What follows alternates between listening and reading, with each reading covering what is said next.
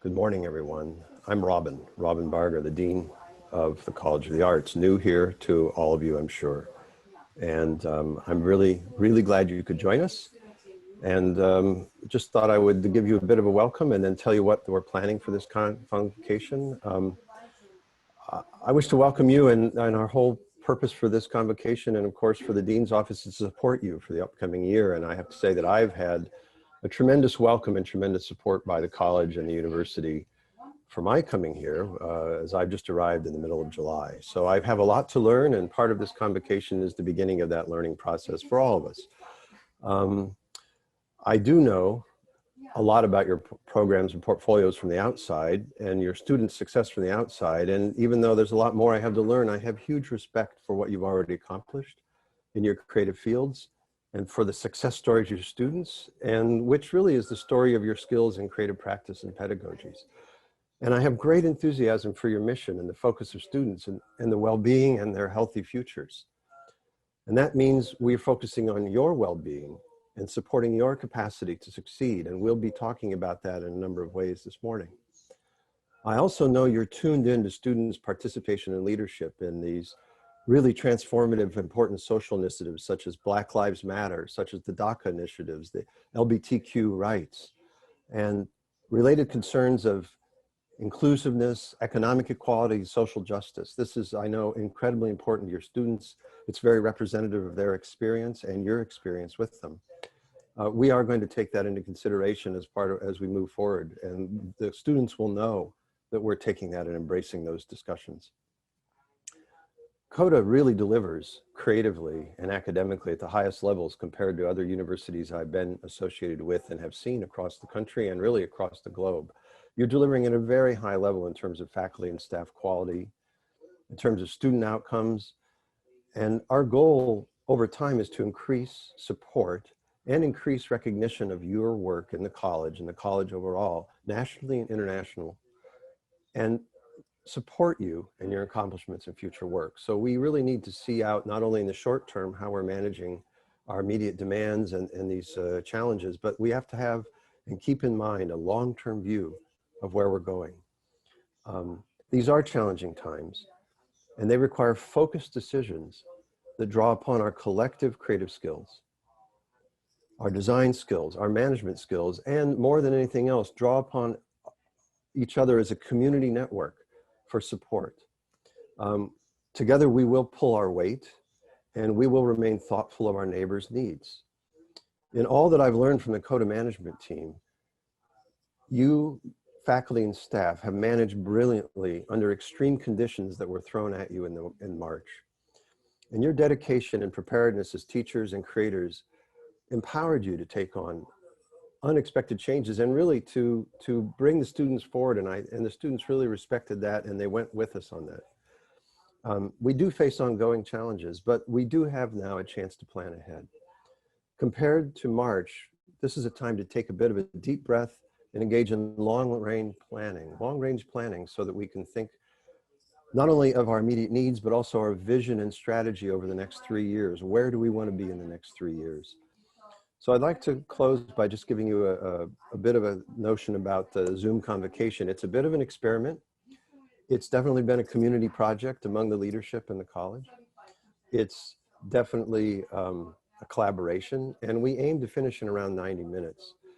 There's a lot that we have to talk about, so we're organizing our discussion in themes. And the themes are designed to focus on sustainability of your success as faculty and staff. You will find a chat channel that you can provide observations, propositions, and questions so that we can follow up. And I do plan follow-up discussions with each of you in your departments, and also some collective theme-based discussions based upon your comments and about the discovery process that we're going through this semester. With that, I'd like to welcome a very honored guest, a very supportive guest, which is the Provost, Brian Jersky, and he's going to join us and give us a few words of welcome.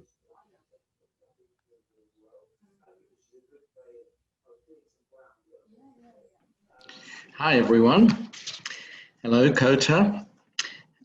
It's great to be at the creative and collaborative and innovative heart of the university. My goodness, what a strange and challenging time for us all. But just so you know, I've said it before and I'll say it again, it really is my honor to be here at your convocation, the jewel in the crown of Cal State Long Beach. After all, we all know it's the arts that make us human. I'd like to very much, with joy and happiness, welcome your new dean, Robin Bargar, as you know, hired after an international search. We wish him well. We have great confidence in him, and we look forward to what he and you can accomplish together. At the same time, I also want to officially thank Margaret Black for her incredible work as interim dean, and also for her willingness to continue to serve the college and the university as Associate Dean. It was a pleasure working with Margaret. I look forward to continuing working with Margaret, and so thank you. While we're on the thank yous, thank you to the wonderful staff of the College of the Arts, including Bethany Price, who's the Master of Ceremonies of this very innovative and creative Zoom convocation. But thank you all for your work. Thank you to the entire Dean's Office, to Lauren Johnson, who served as Assistant Dean, and of course, all the chairs of the department. We know that your work is among the hardest and probably the most thankless on the university campus. And so just from me to you, thank you. We know how hard you've been working, especially now, and we can't tell you how grateful we are.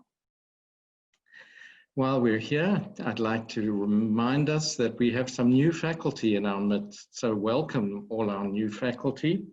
We're so proud of you. We're delighted you're here, and especially in these circumstances. And to those of us who are not new and are coming back, welcome back from what must be the most bizarre summer I've ever spent. Let me tell you just very briefly about some university-wide issues that I think are probably all on your minds. Number one, the budget. Well, it's kind of like Dickens. It's not the best it's been, but it's not the worst. By no means the worst. For the year to come, we have managed to preserve all the instruction that we need and even added some. We have no furloughs. We have no generalized layoffs. In a phrase, what we have for the year to come is belt tightening, but no more than that. So the university has managed to do what we needed to do, and will continue to do that. So my words to you about the budget, a little bit tighter than it's been, no need to worry. All right, well, of course, COVID-19, this god-awful pandemic, it is serious. And we, the university administration, spent most of our summer developing plans for repopulating the campus, depopulating the campus, underpopulating the campus, and unfortunately, what our health authorities keep telling us, overpopulating the campus. The plan that we've eventually come up with after negotiating strongly all the way, I think you all know, places a heavy burden on COTA, and we really thank you for being willing to take on that burden. We've argued, and your dean and associate dean have been forceful and strong advocates for how essential the arts are at a university and in the world in general. We live, I guess, in a somewhat more pragmatic nation state who regard as essential only things that are perhaps utilitarian, like health workers, safety workers, and so on. We've done our best to argue, we will continue to argue that the arts are essential, and as soon as we are able to, we will open up the art to our students and our faculty. As soon as it's safe to do so, as soon as we're allowed to do so, we work with the scientists and health authorities of our county and state and city.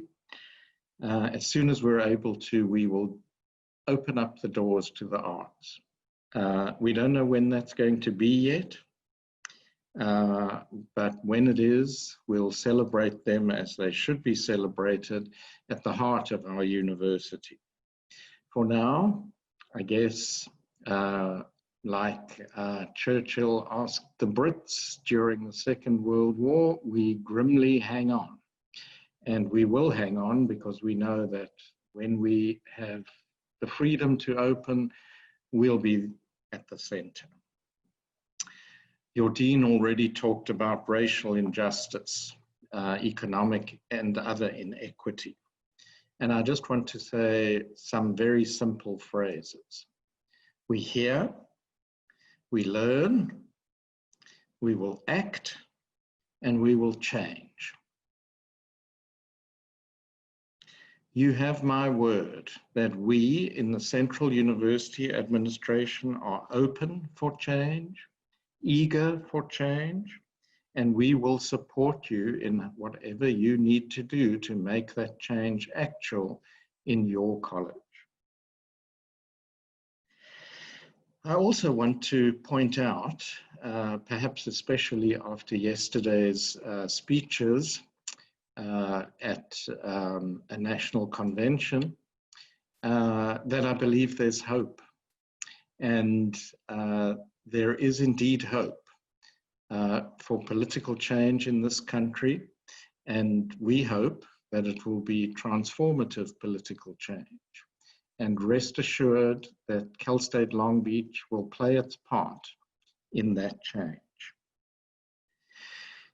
Well, I can't say that is the most uplifting message I've ever given at a convocation, but there is hope. Remember that.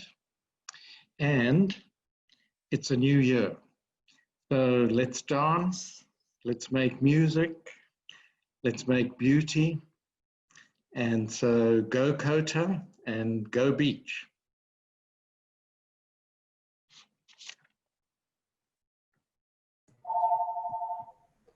Thank you very much, Brian. What I can tell you is that in the time that I've been working with Brian, he has been absolutely supportive of arts as the soul of education. And as much as the provost has to serve everyone equally, I'm hoping that he serves COTA just a little bit more equally than any of the other colleges in college. Of course, that's a joke from Will Rogers from probably about 100 years ago now. But what I'd like to do now is introduce our union representatives, Gary Heitrek of the CFA and John Kulik of the CSUEU. So they're going to give us a few words as well. Gentlemen. Thank you, Dean Bargar, and also welcome to Cal State Long Beach. Good morning, everyone. I also want to thank Dean Black and Assistant Dean Johnson for the opportunity to be in this space with you all today. And I guess thanks to the Provost for his overview. And it was certainly sobering, but also encouraging in many respects as well. From all of us at CFA, we hope you've been staying safe and staying healthy. I also want to give a special shout out to our CFA members, continuing and new. You're the folks who make this work possible, and we thank you for your continuing support and membership. My name is Gary Heitrek, and along with Deborah Ham, we are the co-presidents of your faculty union, the California Faculty Association. And I'd like to begin with a brief land acknowledgement, acknowledging that the land upon which we meet today is the land of the Tongva people, the traditional caretakers of the area we now call Long Beach. Thank you. As we begin this new semester in uncharted waters, as the provost really aptly pointed out, we hope you adopt the airplane rule. Take care of your own health first before assisting others. The university cannot survive or function without a healthy faculty. And that goes for the staff too, John. And welcome, John. It's good to see you.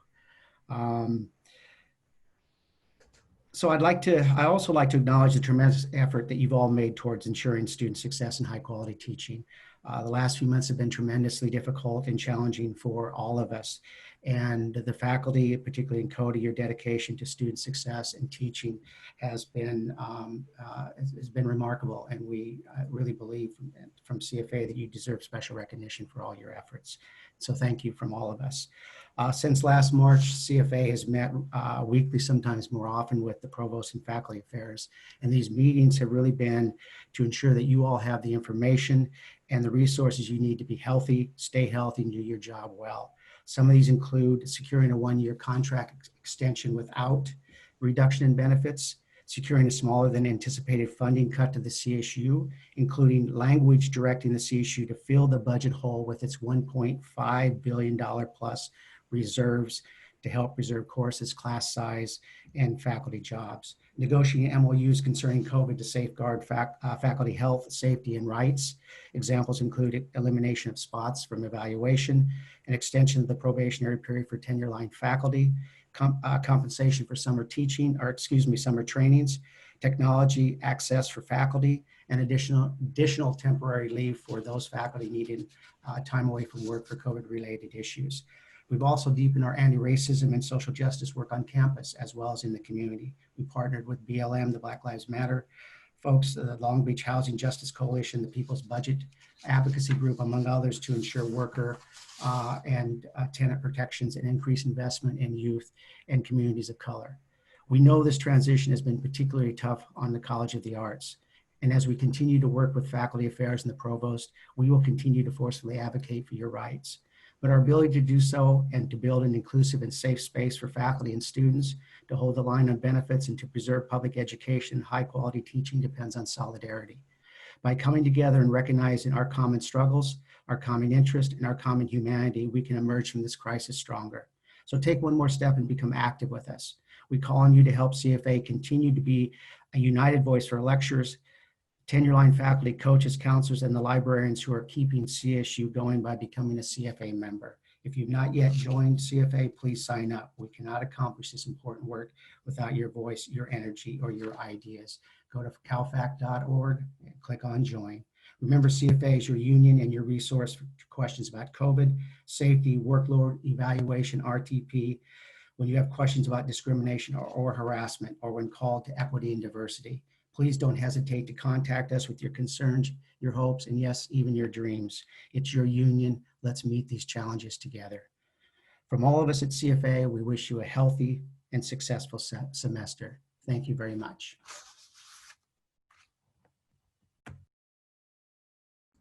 Thank you, Gary. Shaking is passed off to me here, so let me unmute. And thank you, Robin, for allowing me to speak here at the CODA Convocation. Thank you, Margaret and Lauren, for joining in with that. And thank you, Bethany and Corinne, for the invite. Hi, everybody. I'm John Kulik, and I'm Department Coordinator in the Department of Family and Consumer Sciences. I'm also organizing chair of our campus chapter of CSUEU, which is the California State University Employees Union. I know many of you, but for those that are new, I'm going to tell a little bit about the CSUEU for those that are new and for those seasoned employees who need a reminder. The CSUEU is the employees union for the California State University system. Our union represents 16,000 CSU support staff working in 6 distinct bargaining units, covering the academic and operations of the CSU, including information technology, healthcare, clerical, administrative, and academic support, campus operations, grounds, and custodial. So we cover a lot of people, and that's 16,000 system-wide. We have about 1,200 on our campus alone of that. So we're nearly 8% of an entire 24, that's 23 campuses in the Chancellor Office system. CSUEU negotiates and administers the collective bargaining agreement between CSU employees and the Chancellor's Office. This includes wages, rights, and working conditions. We are a member-driven union that represents, protects, and empowers employees to improve their lives through solidarity. There are many benefits to membership, and I don't have time to detail them all, so I do recommend going to csueu.org for detailed information. I'm happy to speak at any time with anyone about the union. If you want more information, send me an email and we could have a Zoom call and discuss. Let's talk real quick about the status of the contract. Our contract was set to expire June 30th of this year. And because of COVID, negotiations were stalled during the spring while we were all scrambling, trying to figure it out. So we worked on and got a 2-year extension on the existing contract. This keeps all the protections in place. The one bad part about it is there are no raises, because the raises, even though the contract moves forward, the raises were date specific. So we continue to bargain for a successor contract that would include restoration of steps, general salary increase, etc. The successor contract would take effect on July 1st, 2022. The parties could also negotiate retroactive increases if funds become available earlier. The CSU is required to negotiate our steps proposal that we presented on March 10th. Management is fully aware that bargaining steps remains CSUEU's highest long-term priority. The bargaining team right now is also negotiating with campuses regarding repopulation. Provost Jersky discussed a little bit about that, and we want to work with the CSU to make sure that's safely done. The bargaining team is also negotiating to save jobs. The provost spoke about no furloughs and layoffs, but there is a possible $398 million loss in funding. So our position is layoffs and furloughs are very possible moving forward. In fact, almost inevitable that there will be some job losses in certain ways. A strong union is able to keep these to a minimum. So some things I want you to think about. Number one, think about how your job will look moving forward. We've had 6 months of off-campus work, and remote work has shown the CSU how things can be different. They put a great deal of time into thinking about this, and we also put a great deal of time thinking about it, and we'll keep a close eye as they propose changes. Another opportunity, you ask, how can I be more involved, Mr. Kulik? Well, let me tell you, steward training. Here is how you could really step up your involvement. We are now offering steward training online. So talk to me or Jen Moran, our CSUEU chapter president for our campus, who's in your college office, about signing up. Being a steward gives great insight into the articles of the contract, and it allows you to be the eyes and ears of our union and helps union leadership to advocate on our behalf. Taking grievance cases isn't necessary. I don't do them very often. Just imagine if we had 1,100 contract experts on campus. Management would take notice and work conditions would continue to be great and even better. Benefits we enjoy began with the formation of CSEA back in the 1930s. We have great health insurance. We have a great CalPERS pension plan. We have generous sick leave, vacation time, 14 paid holidays, strong FMLA language, protected jobs, and due process in any disciplinary action. The union takes a long game approach to protect these benefits, and if we are strong, we will keep them. Membership keeps us strong. If we are weak, we will lose them. And when we lose things, it is not easy to regain them. Salary steps are a perfect example of that. The CSU's long game took them 10 years to take away salary steps. That was in 1996, 24 years ago.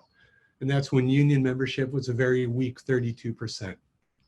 Nearly a quarter of a century later, we are still fighting to restore them. We can't afford to lose anything else. If you're not a member, please join. It benefits us all. If you are a member, please encourage new employees and non-members to join for those same reasons. The link to join is csueu.org/join. And you feel free to contact me or any other union executive if you have any questions. I thank you all for allowing me to speak. Have a great year.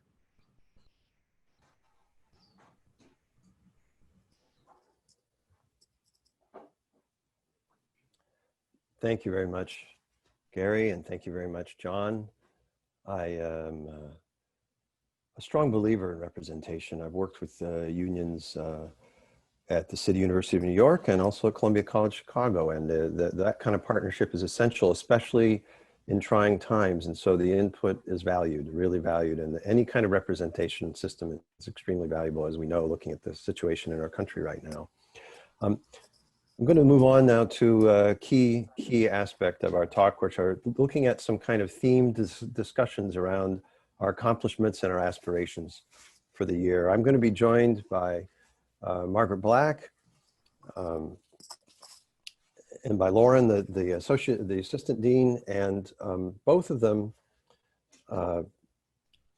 have worked extremely concentrated during the period that began in February and March. I particularly want to echo the provost in thanking Margaret Black, and I'm going to embarrass her a little bit by saying that she has been extremely supportive to me, and I have learned from her how much you've worked and how much you've accomplished. And I just think that there's no way we can thank Margaret for her sort of a Cincinnatus effort to step up into the role, perform powerfully in the role, and then welcome others to join her in leadership when the time was right. So I just think that all of us need to say thanks to Margaret. It's extraordinary for me coming in to have such a well-managed, facilitated partnership as I've had with Margaret. And that extends to Lauren Johnson. They're going to talk about, really lead conversations about two of our key themes that we think are important. One is the transition that you've all achieved in the past year and what that transition looks like going forward from being on campus to being online only. And Margaret will lead a conversation after introducing some new faculty and staff. Margaret will lead a conversation about some of the transformations that are key transformations in our culture. And she'll do that being joined by the leadership of the departments, the conservatories, the schools, and the special centers that are part of CODA. So thank you very much, Margaret Black, and we're going to start with Lauren Johnson on transitions. Thanks so much, Robin. Hello, everybody. I hope you're staying safe and healthy in your homes and getting through this heat wave okay. I'd like to talk a little bit about this theme of transitions on our campus and specifically in the College of the Arts. But before I do that, I just want to say what a privilege it's been to serve as interim associate dean this past year. I just want to personally thank the entire CODA staff and thank the department chairs and directors who have been so great to work with. But give a very special thanks to Margaret Black for her leadership and, you know, really her mentorship during this past year. So this idea of transition can mean many things for us in CODA. I think we'd all agree that we find ourselves in a very different frame of mind from 5 months ago. Our transition off campus in mid-March came suddenly and with a lot of anxiety for all of us. Not only were we grappling with the health and safety of ourselves and our families, we were, you know, transforming our homes into offices and learning new technologies and trying to absorb as much information as we could day to day. I want you all to know how impressed and appreciative we are in the college for your work during this time and moving forward, you know, through this really unprecedented transition. It's remarkable how you all handled it, and we thank you. In terms of transition, we could also use that word to refer to how our courses in CODA are being reimagined at the present time. And you know, let's be clear, not all disciplines on campus have equal challenges in this regard. The arts are a really special case. We in CODA realize that adapting many of CODA's courses to be remote or hybrid is enormously challenging. Not to mention the resources and staff necessary for the support of that teaching. Our faculty and staff in CODA are engaged on a daily basis in creative work that involves really intimate and collaborative processes. And for many of us, it just might feel that, you know, technology has not arrived at solutions that are specific to our learning outcomes. So please know how much we appreciate your ongoing efforts in this area. The creativity, skill, and resourcefulness of CODA's faculty and staff have been and continue to be really essential in navigating these complex issues. You know, I saw firsthand this resourcefulness in our social distancing task force that we formed in the college in late spring, where representatives of each of the CODA departments came together to discuss hybrid instruction in the arts and strategizing for the future. I want to extend my deep appreciation to the members of the task force committee who provided such important research and ideas. We've been talking about this task force a lot in the college, and we look forward to reconvening it very soon to look at future strategizing. So during the summer months, transitions continued as many of you participated in professional development activities through ATS or the Faculty Center. More recently, our own CODA champions and leaders have been really busy providing additional workshops to you. This support will continue to be available as we move into the fall through various department level workshops and mentoring opportunities. I want to offer my deep gratitude to our champions and leaders for all of their hard work. And I do want to just mention our 3 champions' names and the departments they're associated with, just in case you're not aware. Deborah Satterfield, who's serving the departments of design and music. Sam Anvari, who's serving the School of Art. And Josh Nathan, who is serving theater arts, dance, and film and electronic arts. So please reach out to them if you need any help at all with instruction.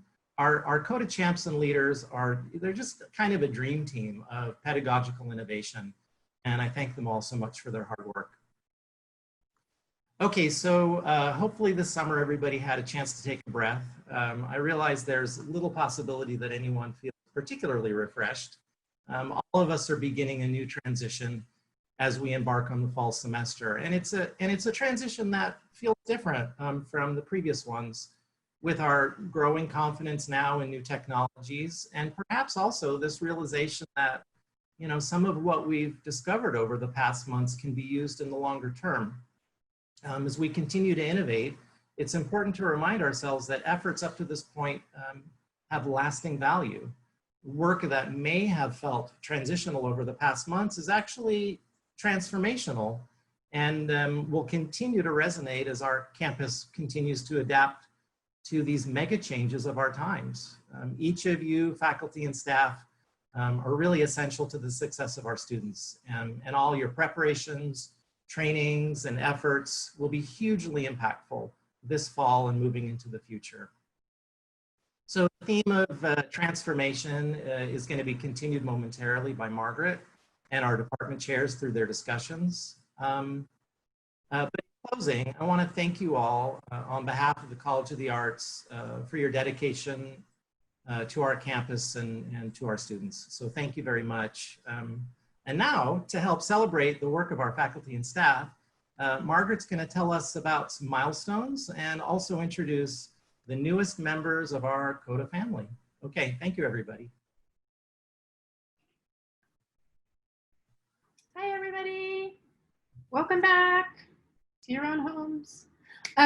Well, I would like to start my portion of the proceedings today in congratulating those in our community who have earned tenure and promotion, which is indeed a wonderful milestone. So from the School of Art, please join me in congratulating Biom Shimbi Shimbi. He is now a tenured associate professor, yay. From the Department of Dance, Rebecca Bryant and Rebecca Lemmy are now both tenured associate professors. And from music, Moni Simeonov is now a tenured associate professor. Congratulations to all of you. This is really a wonderful moment. Thank you. I would also like to greet our new tenured track faculty, which we are very excited about. So Lacey Lennon is joining the School of Art as an assistant professor of photography. Lacey earned her MFA from Yale University. She has spent the last year in New York and in Connecticut teaching at Yale Norfolk, New School, Parsons School of Design, CUNY City College. I also would like to welcome to the design department Banaz Farahi. She is an assistant professor in human experience design. She earned her PhD at USC in cinematic art. She also holds a master's in architecture, a post-professional degree in architecture from USC, and a master's in architecture from Shahid Beheshti University in Iran. Also joining us is Sherry Hefner in the Department of Film and Electronic Arts. She's an assistant professor of film management. Sherry earned her MFA at NYU Tish's School of Art with a focus on film production. And she earned her BA in film from here. Yay, Sherry. Seung-Hun Jung is joining the Department of Film and Electronic Arts as an assistant professor of international cinema. Xianhun earned his PhD from Yale with distinction in film studies and comparative literature. He holds a BA and an MA in French literature from Seoul National University. He is a former film critic in South Korea. He joined CSULB after working as an assistant professor at NYU's Abu Dhabi campus and as an adjunct assistant professor at Columbia University. Also joining the Department of Film and Electronic Arts as an assistant professor of international cinema is Jose Palacios. He holds his PhD in cinema studies from NYU. He has an MA in film studies from Columbia. His teaching and research interests cover such things as Latin American cinema, film and media theory, radical film cultures, and the relationship between cinema and migration. Last but definitely not least is Emily McDonald. She will be joining the Department of Theater Arts as an assistant professor of theater design. Emily earned her MFA in design for theater and entertainment media at UCLA, and she has been teaching students interested in college or career pathways in the field of theater. Welcome all of you. We also have some new staff to welcome. In the School of Art, Berta Arzata, our wood and fiber instructional shop tech. Also in School of Art, Tammy Scoble, our metals and jewelry technician. In dance, Erica Hansen, our costume technician. In design, Evelyn Rosales will be joining the front office team. In film, Sarah Len is our community engagement specialist. In music, Patty Valenzuela is joining the front office. In theater arts, Meg Imamoto is our theater management coordinator, and Mitchell Domingo is a shop supervisor. In the CODA Dean's office, Stephen Luis joined us in the nick of time. He is our chemical hygiene and safety officer. Natanya Nguyen is an administrative assistant. She's working on Chanel's team. We finally have a director of development, which we are incredibly excited about. Christina Hall will be speaking to you all later. And hey, we have a new dean. Welcome, Robin. There are a couple of service milestones that I would also like to cover this morning. First is in the School of Art. Robin Richardson has been teaching with us for 30 years. But in case Robin starts to get a swelled head, also in the School of Art, Arlene Cartosian has been teaching with us for 40 years. So there you are. Thank you all for your service. Well, this has certainly been a time of change and transformation, starting with the truly remarkable work that you accomplished this spring. You did something that was impossible, and you did it with remarkable skill and grace. It was genuinely inspiring to be part of that transformation. I know this summer that all of you have been working incredibly hard to create real online courses in subjects that you can't really teach online. So this again shows me why I love working with this group of people. You give them an impossible challenge and they just do it. So thank you all for that. Today, we're going to be talking about some of these transitions. We are all working on innovative ways to teach our disciplines. We are all working towards creative and scholarly achievement. We are all thinking about greater interdisciplinarity. We are all focused on the work of eradicating institutional racism. COVID-19 has acted as a radical force of change for all of us. The kind of upheaval that we have been living with leads many of us to very serious introspection. Who are we? Who do we want to be? Who are we making this for? Who do we serve?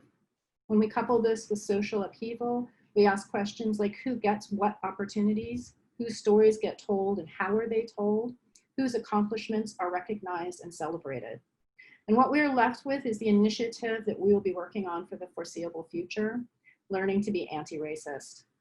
We need to examine all of what we do through this lens. This year at the college level, I'm working with CODA Equity Advisor Brittany Ransom from the School of Art to examine how we can better recruit and retain faculty of color. I will be enlisting the assistance of the CODA Faculty Council to help us gather and analyze the data brought forth in planned department listening sessions. This will help to guide our way forward. We will all need to examine our practices, our curriculum, our policies, and particularly our RTP policies. Our College of the Arts academic and artistic leadership have been at the forefront of these discussions and plans. As I welcome our CODA department chairs and directors to the screen, I want to thank them for the difficult work that they have done this spring and this summer, and for their leadership in these very challenging circumstances. Each of our units has demonstrated flexibility, resilience, and successful innovations in the midst of this pandemic, and that is in no small part to their leadership. Each of our chairs and directors have shown how committed they are to enacting and furthering anti-racism policies and practices in their departments and units. Thank you all. So for those of you that like to have a little plan, like to know what to expect, I'd like to give you the order of the next group of speakers. That's Anthony Burns from Theater Arts, Megan Klein-Crockett from the Carpenter Center, Andis Mura from Film and Electronic Arts, Betsy Cooper from the Department of Dance, Paul Baker Prindle from the Carolyn Campagna Clayfield Contemporary Art Museum, Aubrey Mintz, School of Art, Martin Herman, Department of Design, and rounding out this portion of our proceedings today will be Johannes Stosch from the Bob Cole Conservatory of Music. I would ask each of our speakers to introduce themselves, and when they have finished, please introduce the next person. Thank all of you. Thank you so, so much. Have a wonderful semester. Have a productive year. I'm really happy that we're still working together. Anthony Burns, Chair of Theater Arts.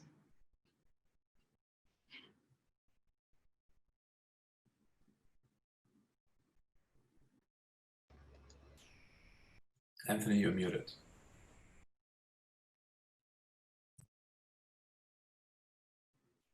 Anthony, you're muted. It'd be much better if I was unmuted, wouldn't it? Thank you, Margaret. Good morning. This is a difficult and tender time in the theater, as it is in all of our art forms. For many of us, for all of us, we're separated from some of the tools that make our life's work possible. As teachers and staff, we find ourselves separated from one another and not able to rely on that personal connection that makes a life in the arts so rich and rewarding. In the theater, the gift of the immediacy of space has been challenged, and our other primary tool, time, has been warped beyond recognition. What even is time during a pandemic? So now we find ourselves in boxes like you're all in now, communicating via webcam and trying to reconnect with our students and our art in unique and novel ways. If we're lucky, as novel as the virus itself.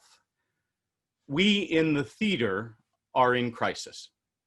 In moments of crisis and challenge, I turn as a theater person back to the stories. At our core in the theater, we're storytellers. I find great comfort in the thought that this is not the first plague the theater has survived. I know that there have been other challenging moments in time, and not only has art survived, it's helped us make sense of those moments, given them depth, offered them meaning. I'm comforted that while the pandemic has taken away our physical theaters, it hasn't taken away our need for stories. In all cultures through all time, in as many different forms as there are different people, people have gathered together to tell stories to make sense of the world in crisis. Many of those stories are the theater. So in this moment, I take great solace in that need to tell stories. But this is a very particular time, and I've spent a lot of time this summer thinking about stories. Over the summer, our students in the theater department, like many theater departments and in many theaters across the country, began telling their story. And that story is a brave and painful one. It is a story being told by BIPOC students and artists about how their voices haven't been heard, about how their stories haven't been told, or when they were told, were shoved into a box far more restrictive than Zoom. Our students began telling a story that wasn't the story I believe is the one we want to champion. It was not the story of every student being recognized and afforded a chance and a choice. It was a story of oppression and, frankly, a story of systemic and sustained racism. I would love to tell you it was a shocking story, but I think most of us know that isn't the case. And I would love to tell you that because that story was being told across the country in many theater departments, that it was a story that didn't belong to us here in Long Beach. But it is our story. And it's not a story that is acceptable and it's not a story of the future. But it is the story that we in the theater department are going to dedicate our year, and likely many years, to listening to honoring, and to doing the essential work of changing.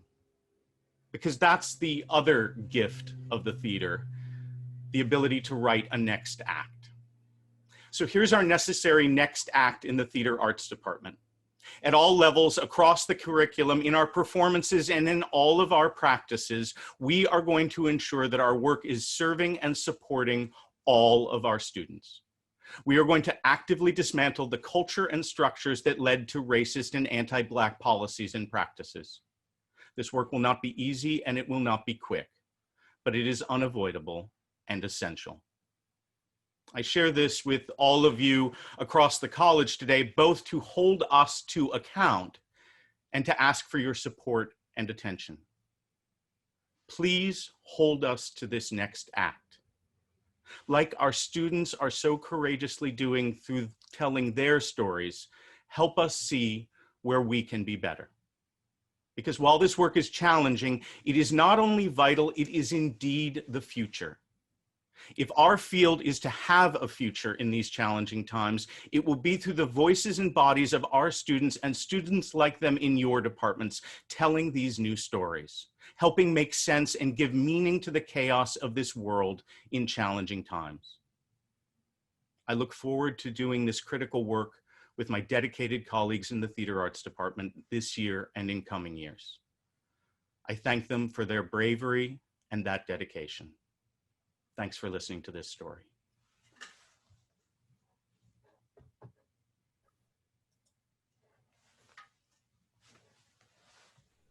Good morning. I'm Megan Klein-Crockett, Executive Director of the Carpenter Performing Arts Center.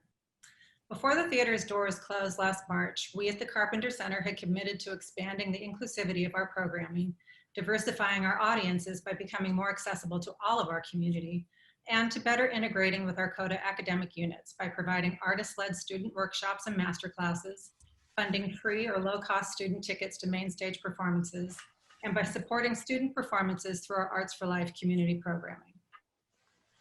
But this current pause in our theater's live programming has allowed me to further reflect on our role in the campus and community and how we can best serve both during this transformative time and going forward. In the weeks following George Floyd's murder, we canceled our scheduled virtual Arts for Life series program and invited our patrons to instead join us for an open Zoom conversation about overcoming racism and how we as individuals and arts organizations can do better. We at the Carpenter Center recognize that we need to hold ourselves to a higher standard in our own anti-racist work as an organization. And what we learned from that first conversation is that so many in our community also wanted to do more and learn more, but did not know where to begin. We have since begun a weekly series of group discussions on learning how to be anti-racist as part of our Arts for Life community programming, where through a discussion of facts, statistics, history, short readings, and invited speakers, we tackle what anti-racism means and some of the tools to help move the culture forward.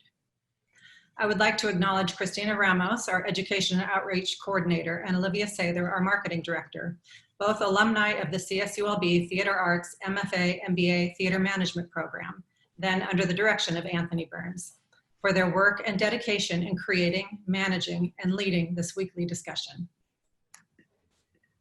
In addition to this work, the Carpenter Center will continue to focus on providing relevant arts and educational programming to our campus and community in newly reimagined and innovative formats and artistic partnerships. Through several generous grants, we will be providing essential free arts programming to the students of Long Beach Unified by bringing artists virtually to these students through lessons and performances. And without the usual capacity restrictions, we'll have the potential to reach more children than we've ever been able to previously, which is perhaps the only perk of this pandemic. Thank you to all the staff of CPAC for their support, innovation, and resiliency as we've navigated and adapted to our present reality. Thank you, and I wish you all the very best in the new semester. And next, here is Ann Desmira. Thank you, Megan. Hi, everyone. I'm Ann Desmura, Chair of Film and Electronic Arts. When I consider these last months, I think of lives being upended, in industries screeching to a halt, urgent voices demanding long denied social justice. I feel the fears living inside many of us, the aching undertone of communal fatigue, anger, and panic. I also consider most deeply the graceful actions taken individually and collectively by students, faculty, staff, family, friends, and community partners to imagine, invent, and implement innovative ideas to best meet critical social needs and to define and build together a future that is prosperous, equitable, and magical. For the past few years, our department has been in the process of rebuilding and re-envisioning. Decisions we have made and we continue to make in consultation with our students are driven by the desire to develop a department culture that ensures all of our actions and words meet our stated declaration of full inclusivity. Our individual value is increased when journeying with those whose lives are different than our own. We will dedicate ourselves to ensure this journey cherishes all. Partnerships are vital, and during this time, it has been heartening to see many people come together to help each other. From CSUEA providing CSU chair and faculty working groups to help each other navigate this crisis, to our champions and leaders facilitation of remote learning support, to colleagues and alums volunteering to give guest talks and panels for our students during lockdown, to students chatting with me and some faculty and staff in a series of Zooms about their concerns and ideas, to faculty partnering with each other and students developing course projects, staff working with folks across the college and university to solve administrative safety and technological accessibility issues. One very sweet success is the result of the dedicated work by Robert Rue, Bobby Fan, and ITS in very recently achieving a system that allows students to remotely access our lab computers that students otherwise would not have access to. This achievement will certainly shift how we can move forward as a college and university. Another partnership that has had significant impact on our students is with the Hollywood Foreign Press Association. This past spring, they unexpectedly awarded an additional $10,000 for emergency student scholarships. This gift demonstrates HFPA's exquisite sensitivity to our students during this time. In the application process, the students addressed why they needed the emergency funding. The responses were heartbreaking and eye-opening. While we know many of our students struggle in the best of times, their struggles have been significantly amplified. Their responses demonstrated need that was deep, immediate, and profound. From stories of illness in the family, to students and parents losing jobs, to trips to food banks to provide food for their newborn child. Tales told of doors closing to them and the fear of being left behind. Theirs were stories of loss, fears, and sacrifices. Ours must be of how we choose to support them. I will always remember from this time a screening we had at the end of last year of our intermediate creative nonfiction student solo projects that were shot on phones during lockdown. Assistant Professor Helen Hochier expertly adapted her final class project. The short solo films range in subject. Some students explored aspects of the lockdown, others found comfort in telling stories far removed from the crisis. All of their films were bold, moving, and brave. Tiny windows into their souls.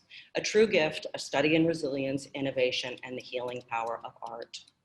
I thank FEA students, staff, faculty, our CODA, university, and CSU colleagues, our professional partners, and our loved ones. This has been a humbling and complex time.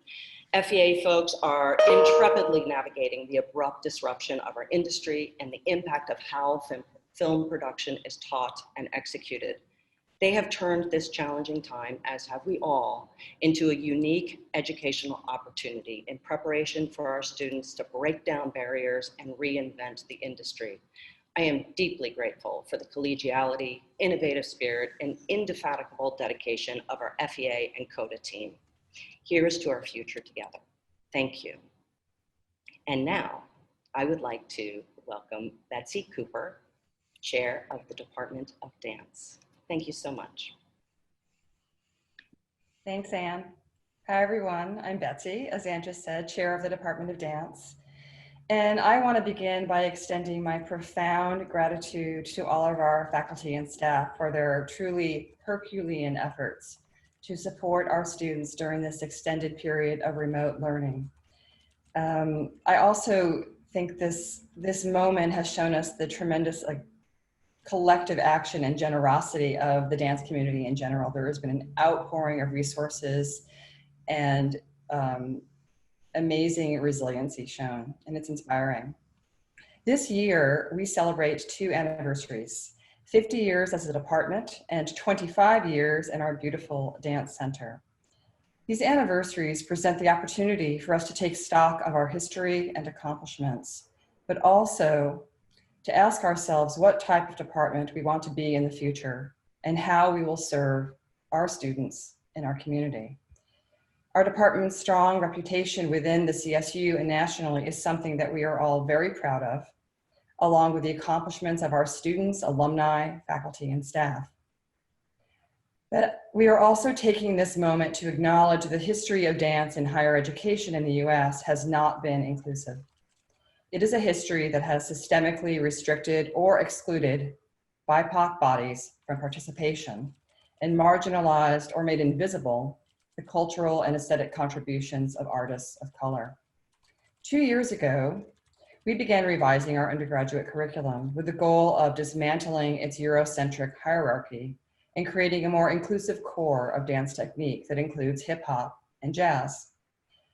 These important changes to our curriculum, which we see as a phase 1, are an overdue acknowledgement that African aesthetics and dances of the African diaspora are more than contributing factors to the form.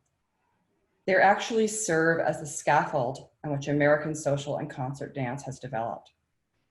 This fall, we launch our new curriculum and a new mission statement, and we are very excited and grateful to be searching for an assistant professor of hip hop to lead this branch of our program. And all of this gives us hope. Like many of you, our department has been engaged in a lot of deep listening with our BIPOC students.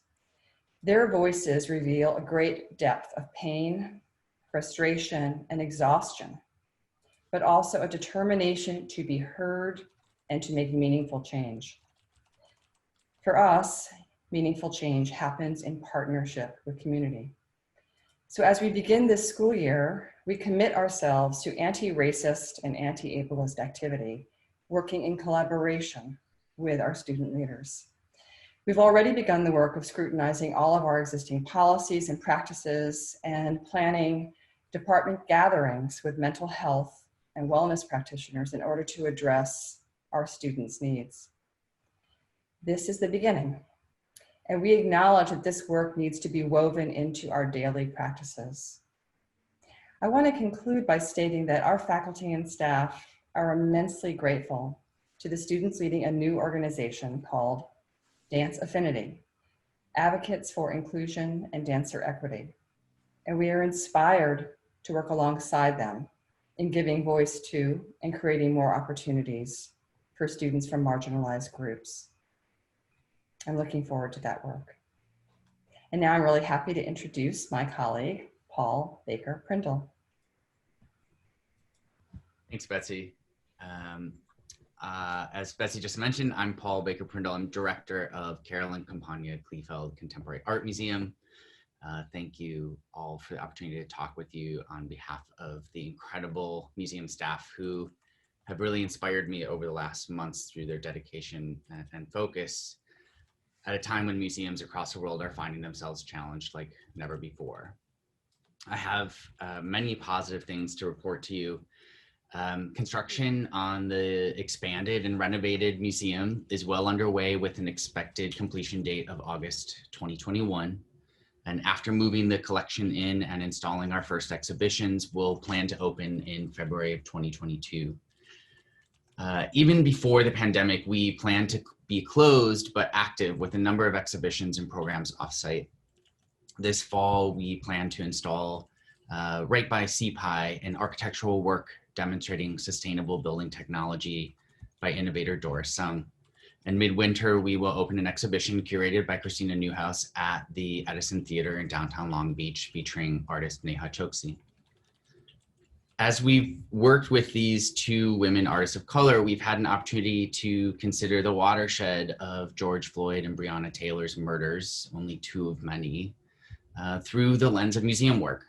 And we know the artists we are working with are among a myriad of BIPOC artists who have long been ignored, if not suppressed, by museums. We recognize the imperial colonialist origins of museums and the long legacy of disinvestment in communities of color, especially in Black American communities, by museums. We also recognize the institutional privilege and individual privileges that are part of our museum here on campus.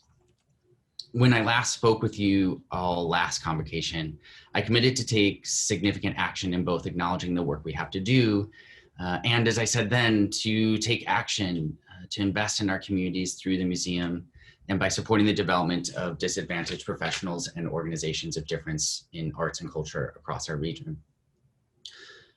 So, to my mind, what makes the arts so important is that in the arts, we solve problems and we work through challenges.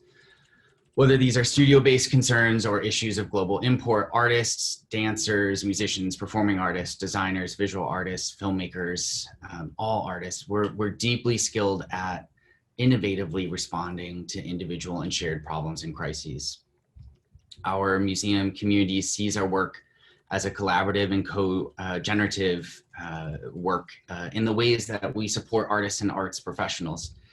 And we're focused on helping integrate artists into multidisciplinary responses to today's challenges and really to multidisciplinary work to define the next contemporary moment. For us to work through racism, poverty, the global climate crisis, and more, we feel artists must be involved. And we feel arts literacy has to be a core competency for every graduate of this institution. We feel we must work collaboratively to bring about change. And it's not enough for us to name or present on these challenges, but rather we must live the university mission by being globally engaged through service. So the museum is not limiting our work to organizing and funding the work of BIPOC artists this exhibition season and next, because that is not enough. Right now, our website is hosting a photo voice exhibition of student work responding to the pandemic, a project organized by Professors Brian Trimble and Beth Menke. And longer term, we're looking at opportunities to change systemic and institutionalized oppression. We know that not enough BIPOC and especially BIPOC women are in the career pipeline for museum work, especially administration. This year, we secured Getty funding to pay a young woman of color to learn how to become a leader among museum registrars over the course of this school year. We're designing and will soon launch a program to train women to become preparators. And we're mentoring BIPOC and women, future professionals, to be arts administrators. The museum world really can't change without people leading it who stand to gain from that change. And those people can't lead if we don't teach them to lead. We also saw that the COVID-19 pandemic was affecting communities of color the most profoundly. We recognize that after so many museums laid off education staff and closed their doors, our plugged-in program for LBUSD fourth graders was one of the few left. We knew that because our salaries are paid by the state, not by museum admission revenue or donations, we really had privilege in the form of relative job security that needed to be directed back into our community. Plugged In serves several Tier 1 schools and a number of schools in disadvantaged communities, including my neighborhood, as defined by California SB 535. So we responded innovatively. We wrote a grant to turn Plugged In into a digital program of recorded studio visits with BIPOC artists, accompanied by a Zoom docent visit, and we doubled its size to include not only more fourth grade classrooms in LBUSD and ABC-USD, but also to high schools. And we knew that there would be fewer opportunities for our students to visit with artists, so we recorded content for CSULB students as well.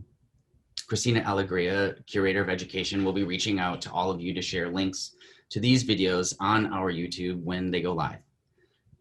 We were also able to create 4 new paid positions to hire out of work and underemployed artists to help with this and other initiatives.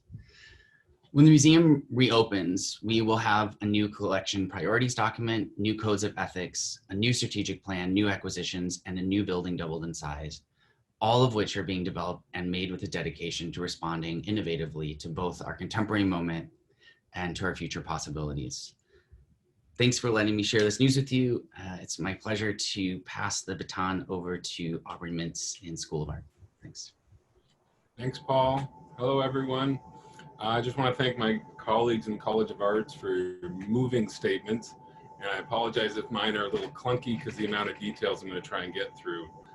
So my apologies for speed reading and maybe missing some details, and excuse the floating background around my unstructured COVID hair. The first thing I wanted to respond to was how SOA is changing to respond to the Black Lives Matter movement and social justice. From head of ceramics, Chris Miles, he says it's time to pause and think about diversity, inclusivity, and about bias. In the School of Art, we are re-examining so many areas, including curriculum tied to AB 1460, working with CSULB ethnic studies programs as we consider how we might implement an ethnic studies requirement for our students, and committing to monthly listening sessions to truly hear the concerns of our students and create action items that we will truly take action on. We have a visiting artists committee, and they've always been working on inviting artists that represent diversity to for our students. But for this academic year, on top of that, we're committing to bring artists with social justice focus to their practice. As well as our faculty are all doing work on their own. Roxanne Sexauer from Printmaking has a working title of a lecture called Black Art Has Always Mattered, including special collections to view and examine prints from Black artists firsthand. And as illustration faculty, Robin Richardson adds, cultural humility is something that she learned, the very conscious act of listening and not being part of not being the expert in the room is something she tries to balance with the responsibility to share the knowledge that she does have. And adds a quote from Milton Glaser, the main problem with everyone is preconceptions and thinking you know everything. Then you find out you know nothing. Belief is an end to observation and understanding. Be attentive without preconceptions.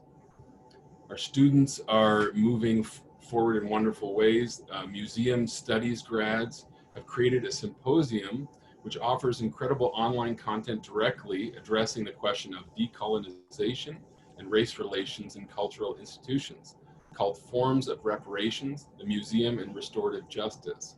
This is a virtual symposium. It's exploring the current state of decolonization in museums. It's open and free to all and takes place between September 23rd and October 7th. More information will be coming, so please look out for it. And Art History Museum Studies Professor Nissan Shaked contributed to an anthology which is a companion to African American art history. Her article is about Black Lives Matter, or to be more exact, about the debate between Black Marxism and the BLM movement. Our graphic design FERPing faculty, Mike Whitlow, wrote and completed a memoir that was spurred by the murder of George Floyd and Black Lives Matter movement. The title is called When the Pot Boils Over, a memoir about race in black and white and color. It will be published and out in bookstores either late this year or in the beginning of next. And finally, Brittany Ransom, as Margaret mentioned, our faculty equity advocate, whose fight for equal rights actually goes back in her family lineage. In fact, her great-grandfather, Reverend E.C. Ransom, was a formidable force whose work contributed to early 20th century civil rights reforms and the ensuing movements in the 50s and 60s. And on July 31st, 2020, the National Park Service officially listed his property in the National Register of Historic Places. As Brittany states, diversity and inclusion work is very much in her DNA. She's enjoyed working as the FEA and getting to know faculty from across departments. How has the School of Art adapted to this pandemic? Well, it started in March with moving 1,800 students and over 250 staff and faculty online, which was no easy feat, but everyone stepped up to it in wonderful ways. Not only keeping minimal damage to student learning, but also, as artists do, they found incredibly innovative ways to think outside the box. As Paul mentioned, art education professor Brian Trimble responded with COVID-19 crisis, a photo voice project, And samples of student submissions can be seen online at the Kleefeld, and the project will continue. So if faculty or students are interested in providing, please be in touch with Brian Trimble. And all of our classes found new innovative ways to handle the crisis, including demo stations in the spaces to see the actual equipment through Zoom, altering the process like various states of clay and alternative ways of stabilizing materials and ceramics, photographing and videotaping life models as an online resource, and the best one, pasta makers, to send to all students in printmaking so they could have homemade etching presses. And lastly, this is a little conjecture, but Chris Miles had a model of teaching ceramics that was pretty critical and made its way through ceramic circles across the country, maybe globally. But I hypothesize that the fact that the chancellor mentioned ceramics and kiln firing as an essential need for face-to-face classes is a testament to Chris's influence. And real quickly, student achievements and alumni achievements in art history. There's Mano Tagami is a teacher of Japanese at Chapman College. Karen Karadi is editor at Art and Archaeology Technical Abstracts Online Getty Research Institute. Tiffany Chow is an Asian art specialist at Sotheby's, New York. And Yen Soo Chi is curator of Korean art at Art Institute of Chicago. In illustration animation, we had 2 students get accepted into Society of Illustrators New York. A student hired as an animator at Pixar. Official selections from students at Iowa Independent Film Festival, CFA Hollywood Animation Educators Forum Scholarship, Flick Fair Film Festival, and Imagineria Film Festival in Italy. Sculpture students were accepted into grad schools, UC Irvine, UCLA. And one student, one grad with her MFA from USC is working closely with the New Space Crenshaw Dairy Mart, founded by Patrice Kohlers, one of the founders of Black Lives Matters. And faculty achievements, real quick. Katie Grinnan did an ICA talk on Ree Morton with Ann Elgood, Evan Holloway, and Jade Gordon, which can be found online. Soyeon Kim, animation, created experimental short film that has a world premiere at the Animation Block Party. Robin Richardson is doing storyboards for a film musical based on the Broadway musical play Dear Evan Hansen. Aubrey Mintz, this guy has a short animated film, Nothing to Say, accepted into 35 festivals and 7 awards. And Brittany Ransom was mentoring 4th graders in the reality show on Disney Plus, Shop Class. Go watch it. Now it's my pleasure to introduce Martin Herman, the Chair of Design. Thank you, Aubrey. And good morning, colleagues. I'd also like to start with thanking the design staff who have worked tirelessly over the summer in preparing our department for the upcoming semester. It's been a Herculean task because some of the classes we're offering, very few of them do involve some face-to-face in-person component. I'd also like to acknowledge and thank the CODA administration and staff in navigating these unique and unprecedented times, locating and advocating and shepherding significant resources for the departments and the centers that help students and faculty as we move further into this virtual world that we all occupy. But let me pick up, in saying that, on some broad observations and notions that might frame what's been happening in the Department of Design. With acknowledgement of the terrible effects of COVID-19 on our communities, I know it's stating the obvious that CODA is acting as a radical change agent that is forcing us to examine our practices in education and in the design profession. But as if that were not enough of a disruption, the full picture, at least in design of our time, must include the 4th industrial revolution that we're all living in, with a massive disruption of commerce and production, which has been front and center in design since the 90s, but come to a head in a radical new place now. And last, but certainly not least, as you've been hearing all along, the transformational Black Lives Matter movement and the promise of change in confronting systemic racism, examining our own contribution to that, and what we can do about changing and transforming our practices broadly and individually. So within the full scope of these disruptions, design is no different from any other department in acknowledging the terrible effects and anxieties they bring, and yet we join in the position with our colleagues that new partnerships, innovations, ideas, and dedicated practices can and must arise out of these disruptions. In design, as throughout CODA, we're engaged in asking how do we adapt, create, innovate, collaborate our way forward.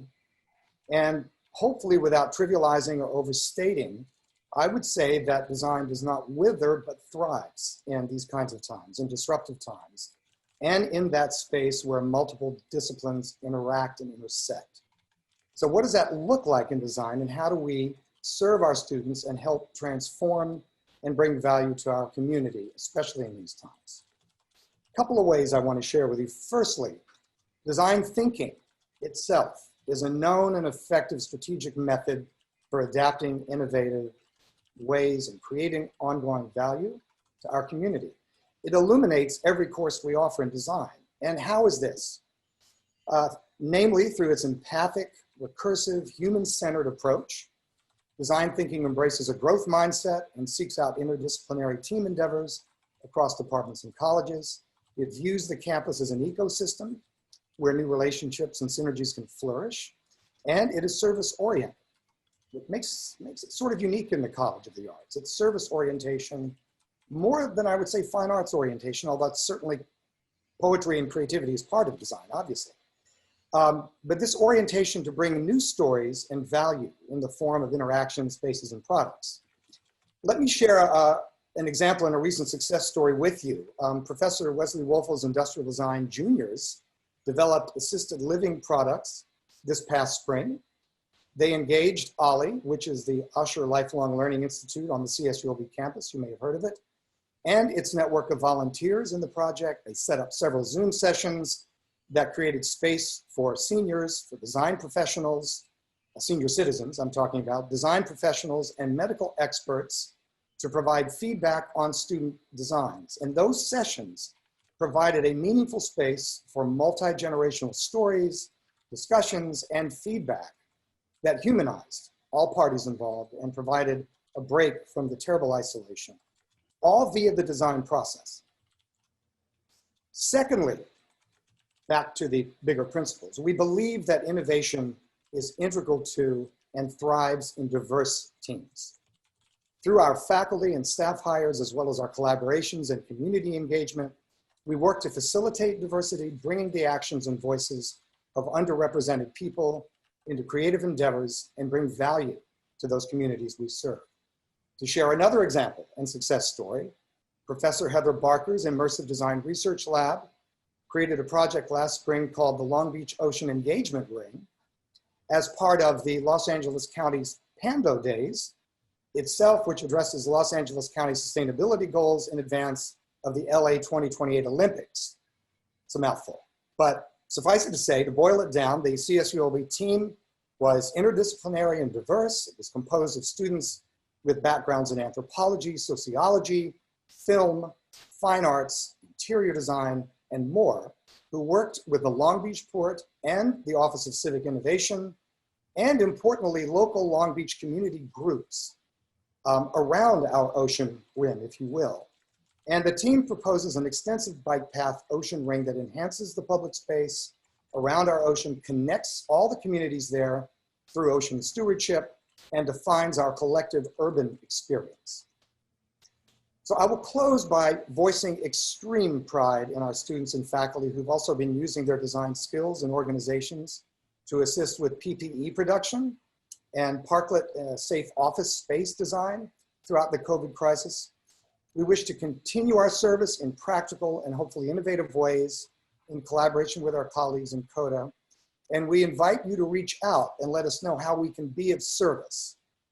That could be anything from design thinking sprints, to brainstorming, to new products, to reimagination of space design, to social interactions. All of these things we have a history of incorporating into our projects within university courses with notable achievements. So I offer that in the spirit of respect and optimism. Thank you for your attention. I'd like to now hand it over to my colleague and friend, Johannes Müller-Stosch, Director of the Bob Cole Conservatory of Music. Thank you, Martin. Good morning, everyone. My name is Johannes Müller-Stosch. I'm the Director of the Bob Cole Conservatory of Music. As the faculty of the Bob Cole Conservatory, we have come together to articulate our response to the Black Lives Matter movement and concluded that we must do better as a conservatory, as a university, and as a discipline, also as a society, to undo the institutionalized fabric of racism. The declarations of solidarity, however, can ring hollow without resulting actions. So by actively broadening our academic focus and demanding just treatment of the music of marginalized peoples in our concerts and in our curriculum, we then begin to create the equality that we seek.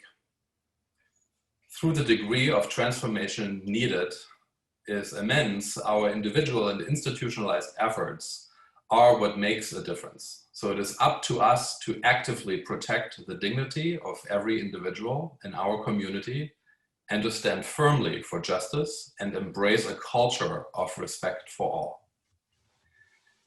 The COVID pandemic is hard for us. You may know that the BCCM is particularly known for the excellence of our large ensembles, right? Our choirs, bands, vocal and instrumental jazz ensembles, and of course our orchestra. Performing is such an integral part of what we do. Our students give approximately 300 concerts in large and small venues on our campus. From voice recitals in a small hall that seats about 30 people to massive symphonies by Gustav Mahler involving almost all of our students on the Carpenter stage, all of that has come to a crashing halt. We regularly compete and performed internationally and nationally. None of that is possible at this time. So it was very hard to accept that not even a small group of winds or jazz groups, even outside, were permitted, but we get it. I've read more studies on aerosols and nano droplet distribution per space and time than I ever imagined. So where does that leave us, right? So we have a small cohort of strings, percussionists, and pianists to continue in some face-to-face fashion, but that is less than 1% of our population. We as musicians do spend a lot of time by ourselves in practice rooms and home studios working on our skills. But we also thrive when we're playing with one another in chamber groups and in large ensembles. So now we'll just have to spend more time working on our skills, reflecting on our goals and personal challenges until we do come back together with our peers. And let me tell you, as the orchestra conductor, it will be such a joy to do that again. So for now, we will experiment with online ensembles in synchronous performing as far as that's possible, and also in some recording projects. We have also been able to engage some of our faculty to offer specific skill classes that are not yet part of our regular and required curriculum, such as commercial arranging, body mapping, Alexander technique, building a home studio, more in-depth music, business, entrepreneurship classes, and also songwriting. So this time of forced reflection allows for a renewed effort in innovating, streamlining, removing barriers from our curriculum. We especially keep in mind students who had experienced opportunity gaps before coming to our campus. How do we give them a leg up and make them more successful? We had started that process a few years ago, but now with this additional time and forced reflection, we will undoubtedly make more progress. And I'm already thankful to our new dean who has pledged his support in embracing a renewed look in what we teach and how we reimagine our curriculum and future-proofing it for the current century. Our many successful alumni keep us updated on their successes, and I'll just share a couple of them. So Sane Halaholo, who many of you may know, she won a spot in the studio opera company of the famous Wolf Trap opera program. And she also was able to do her master's on full scholarship at probably the best school of voice and opera in the country, the College Conservatory of Music in Cincinnati. Jose Uzcategui, one of our percussionists who just graduated this spring, he has been taken on by Pocket Publications for his elaborate transcriptions of percussion repertoire. And he's also on full scholarship at Southern Methodist University for his master's. And Holly Cho, she graduated with a bachelor's in clarinet, took some private conducting lessons with me. She decided that conducting is really where her passion lies. She went to Europe and fought her way through it. And she got the Sir George Schulte Career Assistance Award. And in orchestral conducting is now the assistant conductor at the Tonhalle Orchestra in Zurich, assisting Paavo Järvi. So we're just so proud of all of our students' accomplishments. Lastly, I will close with this. I encourage you all to go to your favorite streaming platform and type the words PST. That not only stands for Pacific Standard Time, but is also the name of our top award-winning vocal jazz ensemble, and the words "Have You Heard?" It is their fantastic new debut album, and it will blow you away. You can also go on YouTube and type the words BCCM, CSULB, followed by words such as instrumental jazz, band, orchestra, choir. We have hours of music of every genre that will lift you up and marvel and let you marvel in the talents of our students at the conservatory. Thank you all, and now I will turn it back to Margaret.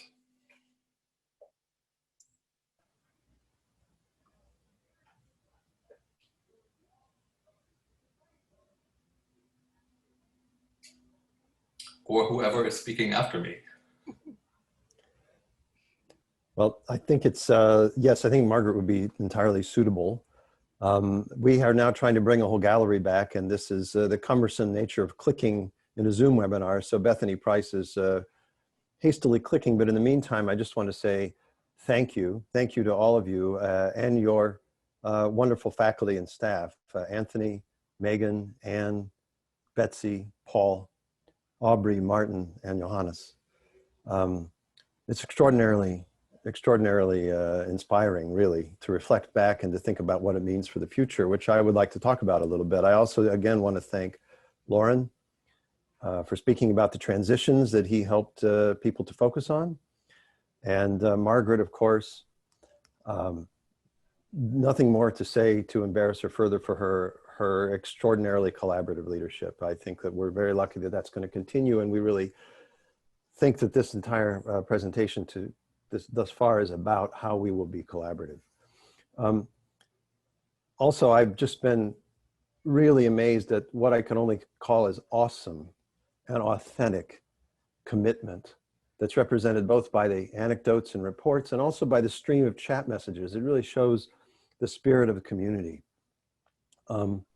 And now I want to remind everybody, we've got some work to do, but it's going to be much different than the work you've undertaken for the past 6 months. This is a time, this semester is a time to take a deep breath, because at least we've gained firm footing. We know what we have to deal with. We've been through it. Everybody's been through this kind of forced rehearsal, building the boat while floating it, essentially. It's a time also for strategy and planning towards the future sustainability of CODA in the short term and in the long term. This discussion of sustainability is a core to our growth. And we have to take this time as a time of opportunity and a time of transformation. And that theme has been going through all the talks that we've had. And I wanted to just ask everybody to contribute some thoughts, which I will pick up during the semester. What makes the arts an essential profession? So there's a discussion on campus right now about which courses should be allowed to be taught on campus. And it has to do with a list of essential professions, which are focused around certain kinds of skills that are largely related to dealing with the crisis, the COVID crisis, and certain economies of that. Among those, of course, are communications. But when you look at the list of professions that are listed, there aren't any arts professions listed in the city's official list of essential professions. We need to make strong arguments about why our professions are essential in times like these. This is something that I'd like every unit, every department, conservatory and school to bring forward ideas and share with the dean's office. Why are we as essential as the others? I think the reasons are obvious. Society does need the arts. And right now, the arts need our insights and our innovations, because you have been at the forefront of what to do to make art happen in times when the normal protocols and the normal venues and the normal ways of being together are not safe. So during the next 3 years, starting now, we have to bring forward our visions and our aspirations What do we want to be 3 years from now? Where do we want to be going? Not just going back to the lovely way it was when we didn't think about a pandemic, but going forward, bringing with us what we've discovered, both technologically, in terms of network communities, in terms of distance connections, and also in terms of what we want to preserve that we haven't been able to preserve easily during these times. We need new initiatives now to anticipate future growth. This is not a time to go into a trench. This is not a time to have a bunker mentality. This is a time to think about changing the future. And the Black Lives Matter movement, you know, the DACA movement, the equal rights for people of all orientations, that's just represents that this is a time of change. And the arts are obviously help people to do that. It's a time to gain ground on our identity, on CODA's identity, our long-term direction and our readiness. So please send your comments about the things I'm about to discuss, the things that have been discussed, ideas and topics, objections, debates, put those forward. And we will have some threaded conversations and meetings during the semester about that. I will also come to each of your departments to sustain a series of curated conversations so that I can hear your voices and see your faces while you're speaking, which unfortunately I can't do right now. And I can engage with you in small groups and listen. And that's part of what I want to talk about now, which is, in addition to transitions and transformations, we need to discuss transparency.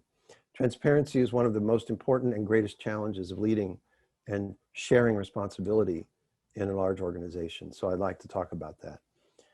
Sharing information, which is the core of transparency.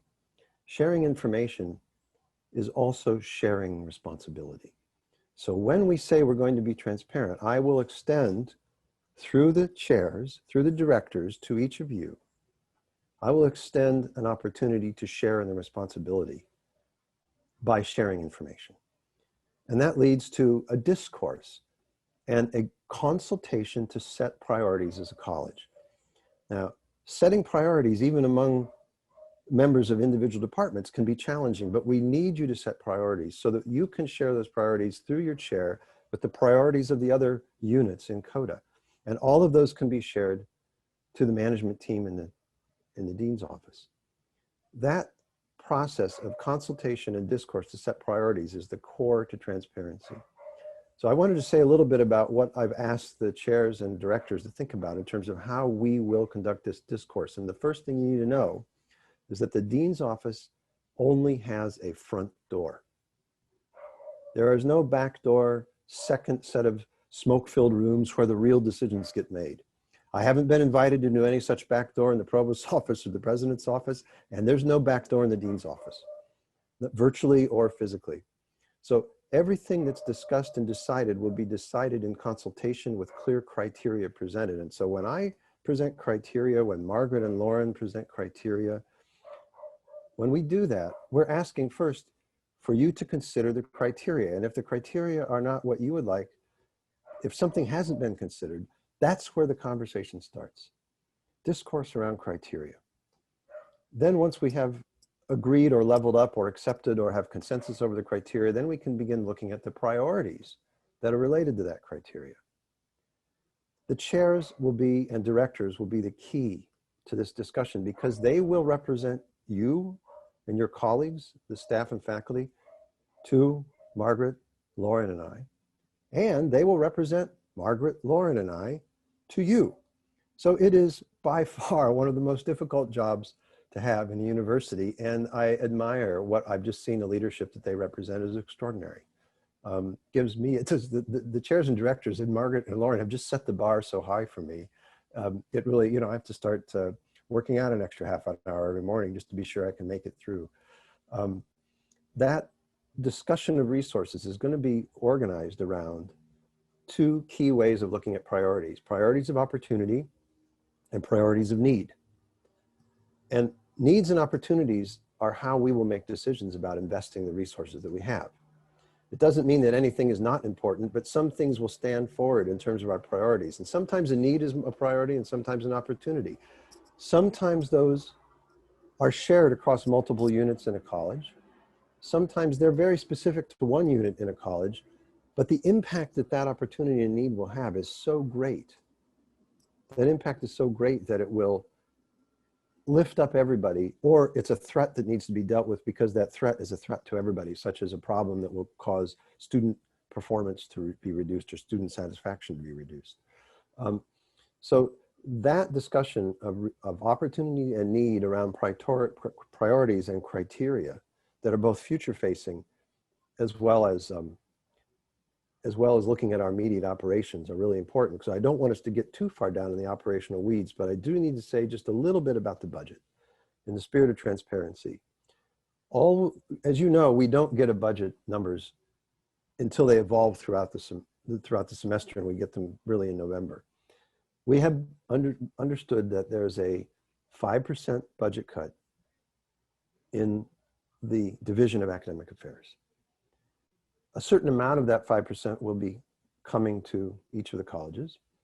And so if you think about 5% in your area, you think about, well, what are all the things that we have resources for and how can we cut them? So I just want you to understand this principle of what 5% means. Let's think of your budget as buckets. Some buckets pay for salaries, some for operations, some for special opportunities, some for travel, some for assigned time. These are a lot of different buckets, and I've learned a lot of that from our great ASM, Chanel Acker, but I'm still learning. We cannot cut from all of those buckets. Some of those buckets are sacred, and so we can't take part of the 5% out of those buckets. What does that mean? It means that the buckets that are available to us will have to absorb the cuts that can't be shared in the other buckets. So some buckets will end up taking greater than 5% in some distribution, which we will work out individually with each leader of each of the areas. So I just want you to understand that this is the ultimate design assignment. Optimizing where we can have the least pain and the most success, where we can not only minimize the challenges that we have for our staff and faculty, also, how can we maximize the opportunities that we want to have? And this is not just something that we're going to face for a short period of time. It'll probably be a few years, but we're really going to start feeling it in the spring, which is why I'm saying that this fall is a time to take a deep breath and to think creatively and collegially, and to plan. What is the long-term strategy? The long-term strategy is that we cannot survive the way we'd like to survive. We cannot grow the way we'd like to grow based on just state funding. We have to have additional means of support. Fortunately, CODA already has many, many partners outside of the college, outside of the university system that are giving you great support. We need to build on those partners. We need to build on those additional ways of generating support that's not part of the state funding model. We're going to begin that right away with our thinking and planning this fall. There's a lot underway, so there's a lot of great momentum to build on, and you have a lot of great success stories. And our partner in that is going to be Christina Hall. Christina Hall is our new Director of Development. Some of you will have met her. She is exactly the kind of partner we need with her experience, her rich experience, which she'll share with you a little bit now and some in the future. And she's going to begin by just reminding us some of the success you already have in this area and where we're going with that. So with that, I'd like to welcome Christina to speak to us about her strategy and the leadership she'll be taking with the college. Thank you, Robin. I'm so grateful to be here. So I have good news to share. Campus exceeded its $34 million fundraising goal last academic year, raising $39 million. And we are on track to surpass our $36 million goal this academic year. We remain in the silent phase of a comprehensive campaign. My URD colleagues and I are laying the foundation for a successful public phase, which will launch September 28th, 2021. We are reaching out to donors, past and present, community partners, and potential supporters to foster relationships. The theme and dollar goal have yet to be announced, and the campaign will run through 2024. So the College of Arts goal this academic year is to raise $3 million. And I cannot do this without you, all of you. We raised $1.4 million last year. Over the coming weeks and months, I will be working with Robin to identify the funding priorities for the college. This becomes my business plan from which I strategize and navigate to develop goals and identify partners. My work is raising major gifts in supporting these funding priorities identified. This means gifts of $25,000 and more, with the focus on the more, from individuals, households, private foundations, and others. As we look at the current and future financial needs of the college, the need for internal partners is greater than ever. And I'm here to support you, all of you. This semester, I will begin virtual walkabouts.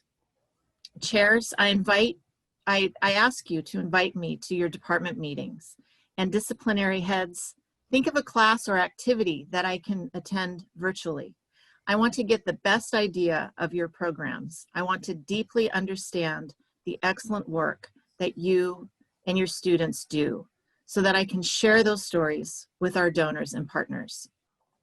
There's a concept in healthcare of centers of excellence that are to describe critical departments within the hospital, such as a breast health center or a heart and vascular institute. CODA's 8 units are centers of excellence. Each program contributes to those centers of excellence, and that excellence in its totality is the College of the Arts. So I invite everyone to a thought experiment. What are the narratives that we tell ourselves and others about this excellence without letting current budget concerns impact how we present ourselves? So I have some external partnerships to share. This past year, the Roomba Foundation of Long Beach gave $50,000 each to the Carpenter Center for Arts for Life and to the Kleefeld Contemporary for Plugged In. As Anne mentioned earlier, the Hollywood Foreign Press Association, longtime partners of film and electronic arts, gave an unexpected $10,000 in emergency funding for students affected by the pandemic. And another impactful gift is on the way shortly. Individual donor Sally DeWitt recently gave a $100,000 pledge to the School of Art, thanks largely to the partnership of School of Art faculty who stewarded this donor who had previously felt disengaged. Individual donors Todd and Linda White have extended their matching period through January for the $500,000 match challenge for the Center for Contemporary Ceramics. And the Ella Fitzgerald Foundation, longtime partner of the Bob Cole Conservatory of Music, recently renewed their support in the amount of $29,000 for the vocal jazz program. So why have these partners chosen CODA? Because they believe in the work you are doing, each of you.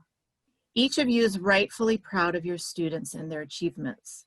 What are our collective student success stories that we can share with our donors and community partners? A savvy donor wants to invest in a thriving venture. CODA is inarguably positioned as one of the best public arts colleges available to our students. Let us highlight that in a way that resonates with our supporters and inspires them to dream big with us and invest in our future. So in closing, I want to share my vision for CODA's fundraising and development efforts. And that is to be a diverse, equitable, and inclusive culture of philanthropy from the inside out. One in which students feel supported, faculty feel prepared, and donors feel impactful. What is a culture of philanthropy? A culture of philanthropy means that all internal partners, each of you, understands the impact that donors have on our mission, and that philanthropy is an integral part of our organization at all levels. Combining that with the work of diversity, equity, inclusion, and anti-racism, with the work of Black Lives Matter, and with the work of forming common goals, I want to facilitate what you envision for our future. Your partnership will contribute to our success. It is essential to the future of the college, and let us seize this moment together. Thank you so much. I look forward to meeting each of you, and have a great year. Thanks, Robin. Thank you very much. Thank you very much, Christina. So the bottom line is here, we're storytellers. We need to be sure that we're telling stories about ourselves, and we need to have those stories support Christina so she can tell her stories. So please find ways to welcome her in.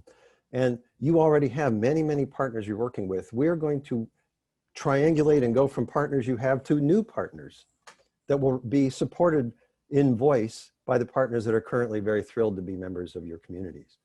That's very important. And it's time for us to wrap up now, but I just want to understand that this notion of communicating, I consider it a kind of translation, which is the fourth of the transformative language we've been thinking about this morning. How do we translate who we are and what we believe in so that more people outside of the university can understand, they can appreciate that, and they can share the value of that message and then come to support us. So translation of what we do in ways that we can tell our stories to other people, of course, is what the arts are all about, and you're already happening. So I think that really, for me, the summative statement here is looking at the challenging times, looking at the social and political opportunities of the times, the technological changes that are happening.